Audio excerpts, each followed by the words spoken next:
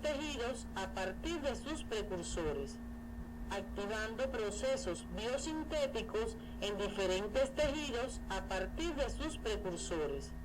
Como se aprecia en la imagen, en una dieta normal se deben consumir principalmente glúcidos presentes en el pan, cereales, pastas y arroz. ¿Qué procesos constituyen el metabolismo de los glúcidos? ¿Cuáles son las enzimas reguladoras de cada uno? ¿Qué cantidad de energía aporta su metabolismo? Estos contenidos se abordarán en nuestra próxima actividad orientadora.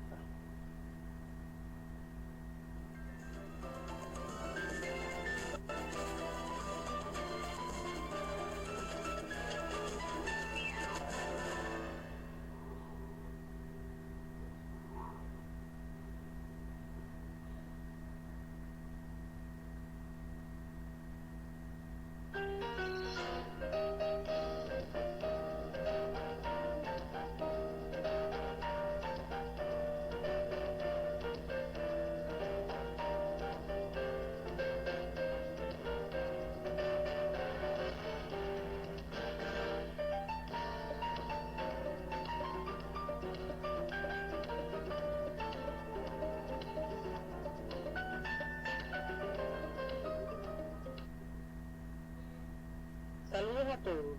En la actividad anterior comenzamos el estudio del sistema endocrino, el metabolismo y su regulación. Se orientaron los contenidos relacionados con los conceptos generales, los receptores hormonales y el ciclo de acción hormonal como forma en que se produce la comunicación mediada por hormonas. También estudiamos los mecanismos de acción por los que se efectúan las modificaciones en las células diana. La regulación a través de mecanismos hormonales se pone de manifiesto en el metabolismo y en particular en el de los glúcidos, que será objeto de nuestra actividad orientadora. En una dieta normal predominan los glúcidos o carbohidratos, presentes en los cereales, arroz, pastas y pan. Los mismos se metabolizan en el organismo, ya sea con fines energéticos o plásticos, participando en diferentes mecanismos de regulación que contribuyen al mantenimiento de la homeostasis. En esta actividad orientaremos el estudio del metabolismo de los glúcidos. Al terminar el estudio de estos contenidos, serán capaces de explicar el mecanismo de incorporación de los monosacáridos a la célula y sus diferencias entre los tejidos, así como los procesos de síntesis y degradación de los glúcidos. Además, podrán analizar los vínculos metabólicos que se establecen entre las vías del metabolismo de los glúcidos e interpretar las alteraciones que se producen en el mismo por deficiencia de algunas de las enzimas que participan en su funcionamiento normal. En la diapositiva que están observando, se relacionan los principales glúcidos de la dieta. Debido a la abundancia de estos nutrientes en una alimentación normal, su metabolismo aporta la mayor cantidad de energía diaria. La glucosa es el componente fundamental de todos ellos. El almidón, el glucógeno y la celulosa son homopolisacáridos constituidos por glucosa, abundantes en alimentos como la harina de maíz y de trigo, el arroz y los vegetales, entre otros. Se recomienda la ingestión de polisacáridos en lugar de azúcares refinados, ya que su absorción intestinal es más lenta y además el consumo de fibras no digeribles como la celulosa y otros polisacáridos, que aunque no se digieren y por lo tanto no se absorben, aumentan el bolo fecal, disminuyendo la incidencia de enfermedades del colon y también la absorción de colesterol, lo que disminuye su concentración plasmática. La glucosa se incorpora a las células mediante transporte facilitado, en el que participan proteínas transportadoras específicas, las proteínas transmembranales GLUT1 a la GLUT5. Es de interés que conozcan que la proteína transportadora que se encuentra en los tejidos muscular y adiposo es la GLUT4.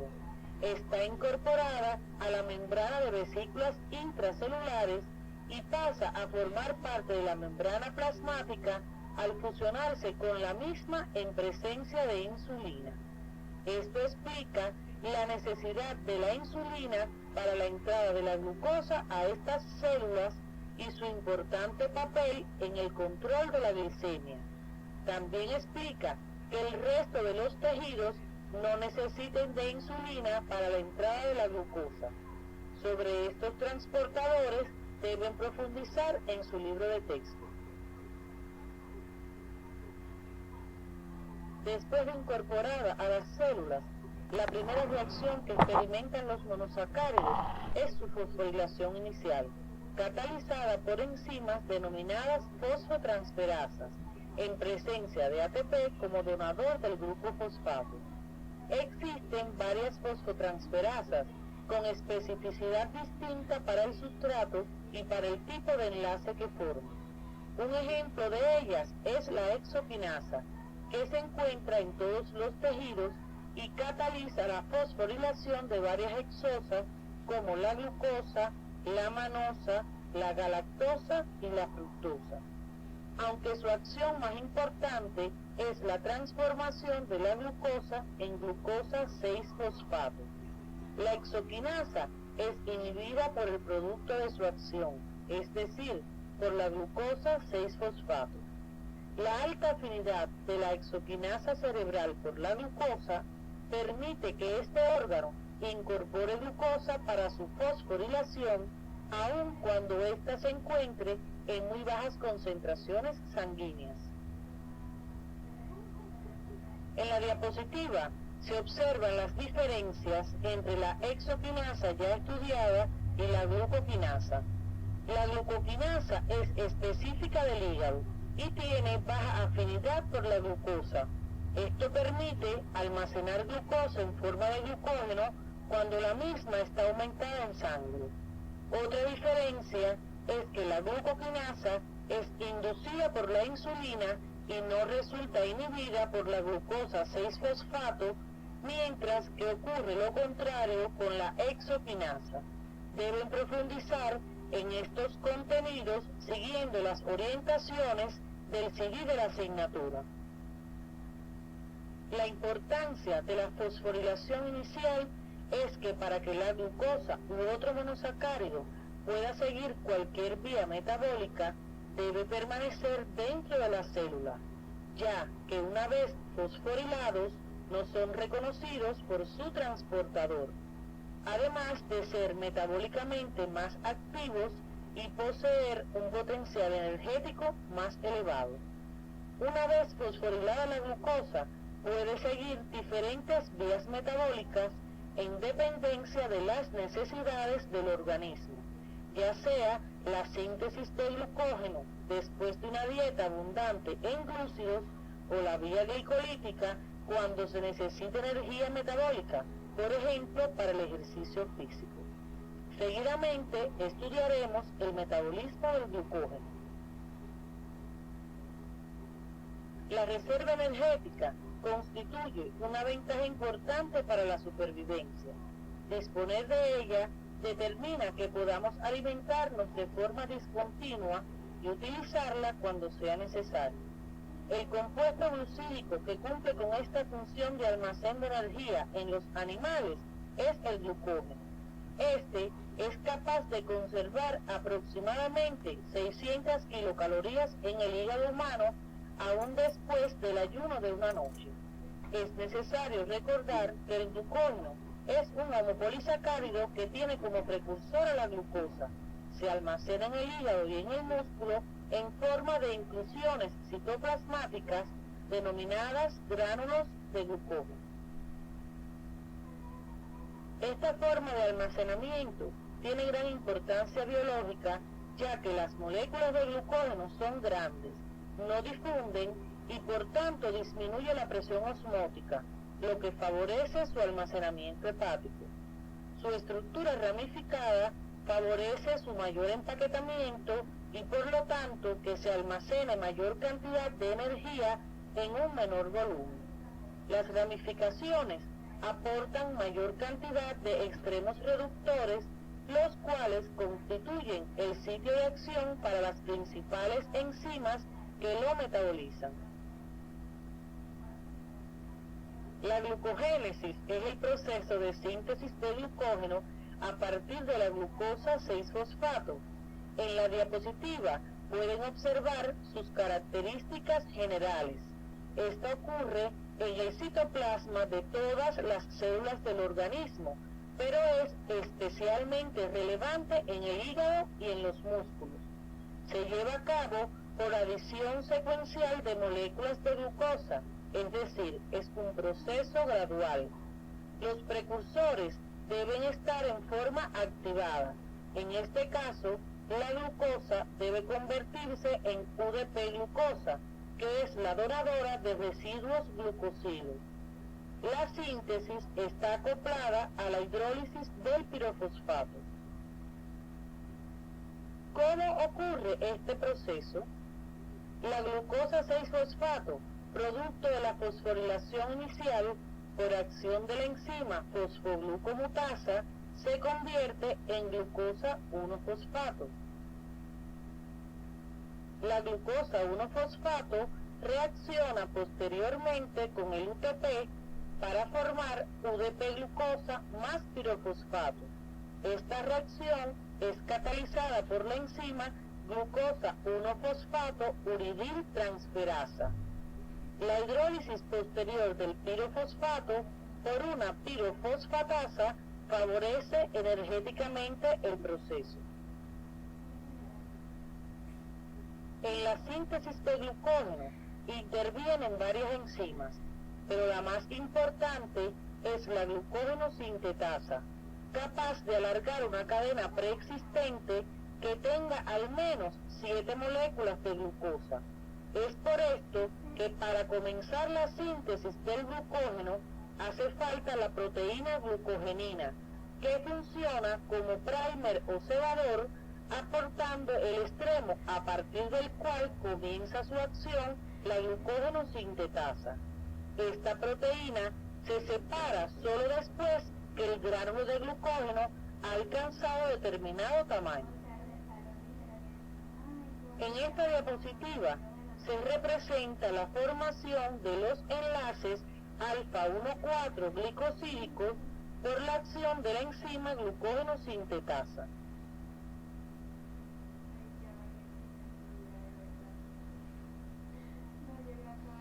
Observa cómo se va alargando la molécula de glucógeno por la adición de residuos de glucosa.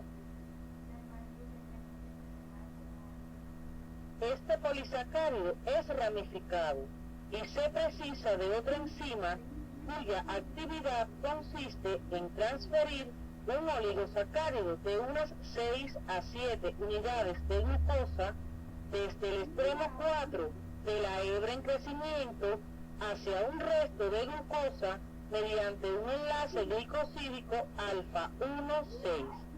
Esta recibe el nombre de enzima ramificante. Su acción facilita la actividad de la glucógeno sintetasa, pues le aporta los extremos 4 no reductores necesarios para la misma. Al mismo tiempo, la acción de la sintetasa facilita la de la ramificante, pues al alargarse la hebra, ésta puede obtener el oligosacárido necesario para transferirlo. La glucogenólisis es el proceso de degradación del glucógeno. En la diapositiva se muestra la acción de la enzima glucógeno fosforilasa, que es la enzima fundamental de este proceso. Actúa rompiendo los enlaces alfa-1,4 glucosídicos en cada uno de los múltiples extremos reductores del polisacárido. Observe que su acción se detiene cuando faltan 4 residuos de glucosa para llegar al punto de ramificación. La glucógeno fosforilasa no actúa sobre los enlaces alfa 1,6 presentes en los puntos de ramificación del glucógeno, por lo cual no es capaz de provocar su degradación completa. Su acción se detiene 4 residuos de glucosa antes de alcanzar un punto de ramificación. Es preciso entonces la acción de otra enzima denominada desramificante, que es la que actúa sobre este tipo de enlace, de manera que es la acción concertada de ambas enzimas la que produce la degradación completa del glucógeno. Como producto principal se obtiene glucosa 1-fosfato, que por acción de la fosfoglucomutasa se convierte en glucosa 6-fosfato. A modo de resumen, podemos plantear que en la glucogenólisis participan 2 enzimas, la glucógeno-fosforilasa, que cataliza la fosforólisis de los enlaces alfa 1,4 glicosídicos, y la enzima desramificante, que elimina las ramificaciones por los enlaces alfa 1,6 glicosídicos. La regulación del metabolismo del glucógeno se ejecuta a través de las 2 enzimas, la glucógeno sintetasa, que participa en su síntesis, y la glucógeno fosforilasa en la degradación. La glucógeno sintetasa tiene 2 formas: glucógeno sintetasa I, independiente de la presencia de glucosa 6-fosfato para su acción, que no está fosforilada y es activa, y la glucógeno sintetasa D, dependiente de la presencia de glucosa 6-fosfato para su acción, que está fosforilada y es menos activa. La otra enzima, la glucógeno fosforilasa, también tiene 2 formas: glucógeno fosforilasa B, menos activa, que no está fosforilada, y la glucógeno fosforilasa A, activa, que está fosforilada. Tanto la glucógeno sintetasa como la glucógeno fosforilasa se regulan por el mecanismo de modificación covalente estudiado en el primer trimestre. Las hormonas adrenalina y glucagón activan las proteinquinasas que fosforilan ambas enzimas, provocando activación de la glucógeno fosforilasa, estimulando la degradación del glucógeno, mientras que la glucógeno sintetasa disminuye su actividad, lo que inhibe la síntesis de glucógeno.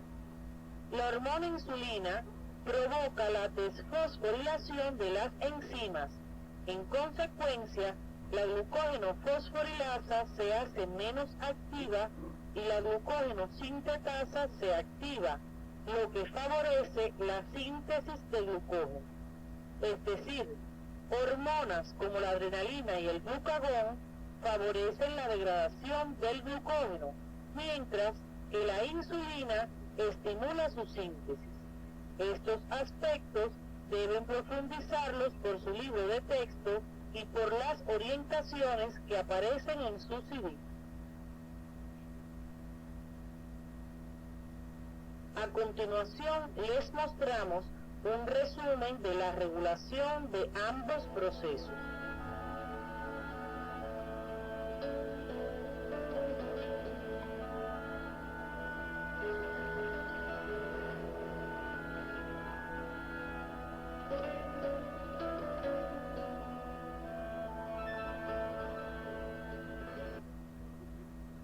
La importancia biológica del glucógeno hepático y del muscular es diferente. El glucógeno hepático mantiene la concentración de glucosa en sangre en los periodos interalimentarios. Esto es posible ya que en el hígado existe la enzima glucosa 6-fosfatasa, que hidroliza la glucosa 6-fosfato y la convierte en glucosa libre, que sale del hígado para mantener la glicemia, mientras que el glucógeno muscular se utiliza como fuente de energía para la contracción, ya que el músculo carece de dicha enzima. El hígado puede almacenar hasta el 10% de su peso seco, mientras que el músculo solo puede almacenar un 1 o 2%. Sin embargo, dada la cantidad de masa muscular total del organismo, se almacena mayor cantidad en los músculos.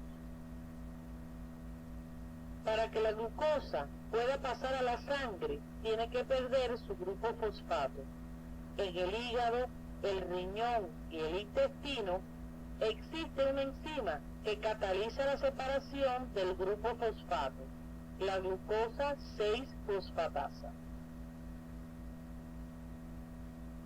Existen enfermedades por alteraciones en el metabolismo del glucógeno, entre las que se encuentran las glucogenosis. Se conocen más de 12 tipos y la mayoría de ellas afectan el hígado, pero pueden afectar también músculo y corazón. La más común es la glucogenosis tipo 1 o enfermedad de von Gierke, que es causada por el déficit de la enzima glucosa 6-fosfatasa hepática. Esta enfermedad se transmite de forma autosómica recesiva. Las manifestaciones clínicas incluyen, entre otras, hipoglicemia, ya que la ausencia de la glucosa 6-fosfatasa impide que la glucosa salga del hígado para mantener la glicemia, aumento de volumen del hígado, acidemia láctica, hiperuricemia y gota. Deben profundizar en su libro de texto acerca de las consecuencias de esta enfermedad, así como en los otros tipos de glucogenosis. A continuación, estudiaremos otra vía metabólica de gran importancia, la glicólisis, también conocida como vía de Enden-Meyerhof-Parnas. La glicólisis es el proceso mediante el cual la glucosa se degrada hasta ácido pirúvico. Es un proceso catabólico que aporta al organismo energía y se lleva a cabo en el citoplasma soluble de las células de la mayoría de los tejidos. Ocurre en dos etapas. Una primera etapa desde glucosa hasta las 2-triosas fosfatadas y una segunda etapa desde el 3-fosfogliceraldehído hasta el ácido pirúvico. Veamos a continuación las reacciones de la primera etapa. Esta enzima cataliza la conversión de la glucosa 6-fosfato en fructosa 6-fosfato. La reacción donde se forma fructosa 1,6-bisfosfato es irreversible, catalizada por la enzima fosfofructoquinasa, que participa en la regulación de la vía. Esta es una enzima alostérica, que tiene como efectores positivos o activadores al AMP, a la fructosa 2,6-bisfosfato y al fosfato, y como efectores alostéricos negativos o inhibidores al ATP y al ácido cítrico. También bajos valores de pH pueden inhibir la enzima. La primera etapa termina con la formación de las 2-triosas fosfatadas, que pueden interconvertirse, y el equilibrio se desplaza en dependencia de la intensidad de la glicólisis. Observa que la enzima aldolasa divide la fructosa 1,6-bisfosfato en 2 triosas, el fosfato de dihidroxiacetona y el 3-fosfogliceraldehído. Ambos compuestos son interconvertibles mediante la acción de otra enzima. Si hay necesidad de energía, el fosfato de dihidroxiacetona se convierte en 3-fosfogliceraldehído que sigue la glicólisis, mientras que si hay suficiente energía, se desplaza hacia la formación de fosfodihidroxiacetona, que se dirige hacia la síntesis de triacilglicérido. A continuación, estudiaremos las reacciones de la segunda etapa de la glicólisis. En la primera reacción ocurre una oxidación